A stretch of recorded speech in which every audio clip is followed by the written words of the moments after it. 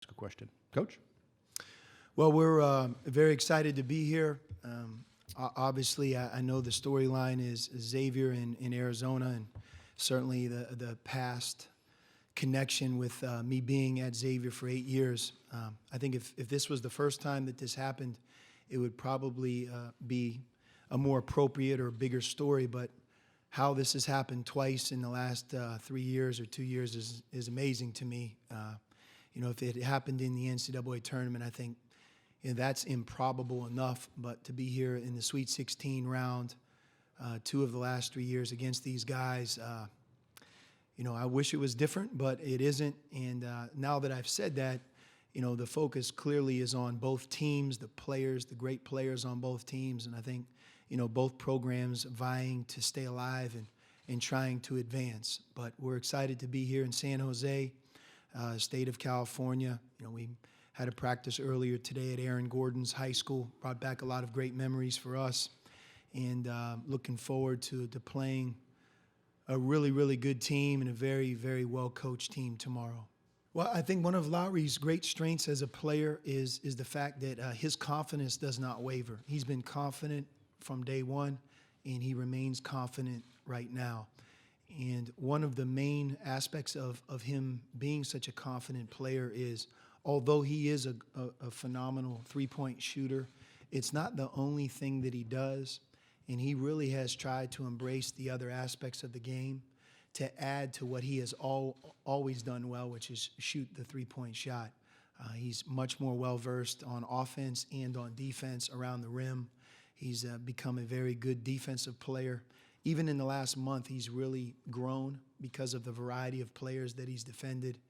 And we've asked him to score more around the basket, and he's responded. So, he's as versatile of a player that I've coached, and I think he's, one of our nation's best.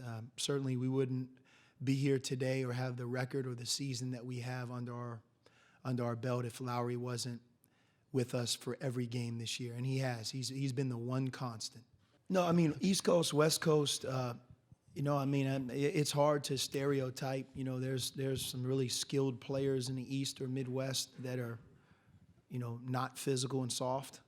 There are some incredibly physical, tough-minded, non-skilled players in the West. I give you those two because if you stereotype, West Coast is usually the softer and everybody else is tougher. But we're in San Jose. Aaron Gordon, he didn't lack for toughness or physicality in the way he played. But I think the Pac-12 does not get enough credit for the amazing amount of talent that has gone through, not just 20 years ago, but let's take a look at this year's NBA All-Star game.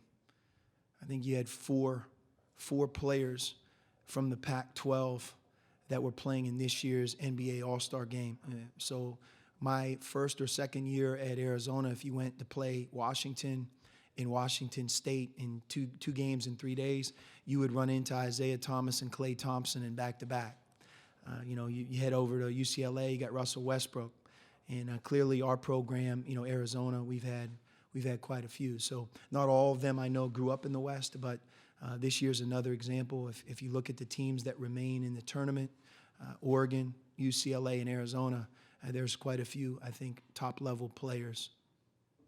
First of all, Chris Mack has led Xavier to 4 Sweet 16s in the last 8 years.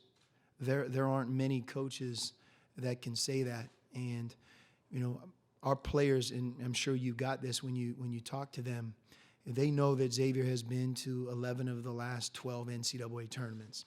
They know that a year ago, Xavier was the number 2 seed. That right now, they're closer to being in like 3 or 4 Sweet 16s in a row than they are any other way. What they just did, they dismantled their bracket. It wasn't a close game at all in the last game against Florida State, and Florida State has one of the more talented teams in this tournament.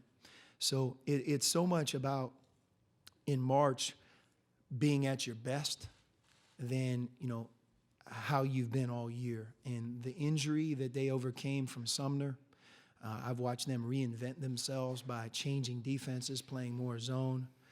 McCura and Blewett, I think, are 2 just outstanding players. But Chris Mack is one of our game's bright coaches, great coaches. He's not my former assistant. He stands on his own 2 feet, and his record and what he's done speaks for itself. And I don't know if I've seen a coach take a team that had lost a number in a row and lost such a terrific player and now flip it and have them playing at such a high level. You know, we're playing against one of the hottest teams that's remaining in the tournament. And, you know, if last weekend is any indication of where they're at, you know, it's scary for anybody that's going to play against them. So I give a lot of credit to Chris and the staff, their team and players, but also Xavier. It's a special place who loves college basketball, and it just seems like they bring out the best in everybody. You know, Kadeem Allen, the reason that we recruited Kadeem Allen is, you know, I had an Uncle Joe, my dad's brother, who was the longtime high school football coach at New Hanover High School, lived in Wilmington, North Carolina forever, and he passed away a few years back. But Kadeem was one of my Uncle Joe's favorite kids, and he called me and told me, and then, you know, he would get on my dad about, I'm telling you, this kid, Kadeem Allen.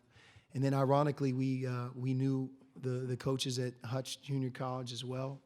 So I think between those two relationships, it allowed us to get in the door. But, you know, I always came back to that knowing where he was from, knowing his family, knowing how far he had come, and the great things that people, you know, like my uncle and the people in Wilmington, the people at Hutch, they always described him as a great kid and a winner, and somebody that was, you know, against all odds for a period of time and has really risen. And, man, I tell you what, that has, there isn't anybody that I've ever been around that has come further than Kadeem.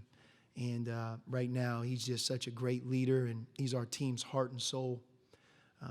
I always come back to this, but in college basketball, when you walk in and tell a kid, hey, I think it's in your best interest that you redshirt, and a year earlier he was the National Junior College Player of the Year, that conversation doesn't always go well. But in his case, he said, if you think that's the best, that's what I'll do. And, you know, right now he's 2 credits from graduating, and his defense, his offense, and it's fun to watch somebody in your own program develop like him.